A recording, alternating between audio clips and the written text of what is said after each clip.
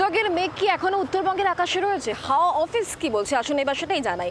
উত্তরবঙ্গে আবহাওয়া আজ বেশ খানিকটা ভালোই ছিল, কারণ বৃষ্টিপাত সেভাবে হয়নি। তবে হ্যাঁ, মাঝারি বৃষ্টিপাত চলবে এবং আগামী মঙ্গলবার থেকে পরিস্থিতির আরও উন্নতি হবে। তবে আলিপুরদুয়ারে কিন্তু ভারী বৃষ্টিপাতের আশঙ্কা থাকছে, এমনটাই হাওয়া অফিস জানাচ্ছে। তবে মঙ্গলবার থেকে পরিস্থিতির উন্নতি হবে। সিকিম এবং ভুটান পাহাড়ে বৃষ্টি কমার পূর্বাভাস দিচ্ছে হাওয়া অফিস। পর্যটকদের জন্য সুখবর, খোলা হয়েছে 10 নম্বর জাতীয় সড়ক।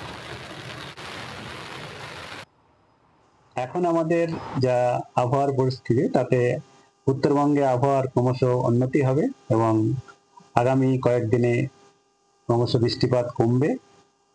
অলরেডি অনেকটাই কমে গেছে এবং আজ থেকে আমাদের আর কোনো ভারী বৃষ্টির সতর্কতা নেই উত্তরবঙ্গের জন্য। উত্তরবঙ্গের ক্ষেত্রে বিক্ষিপ্তভাবে হালকা থেকে মাঝারি বৃষ্টিপাত আগামী দুদিনে বজ্রবিদ্যুৎ সহ হতে পারে। তার জন্য থান্ডারস্টর্ম অ্যাক্টিভিটি টেম্পোরারি যেমন হয় সেরকম হওয়ার সম্ভাবনা রয়েছে। বাকি বৃষ্টিপাত কমই থাকবে এবং ক্রমশ এই বৃষ্টিপাত উত্তরবঙ্গে কমতে থাকবে।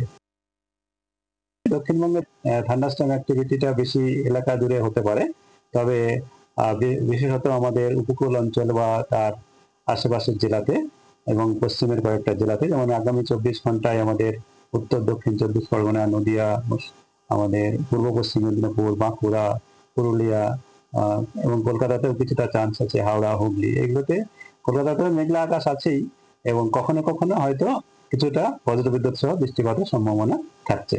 তবে এখন আর ভারী বৃষ্টিপাতের কোনো সতর্কতা আমাদের নেই। বাংলার আওয়াজ, বাঙালির আবেগ, জি 24 ঘন্টা।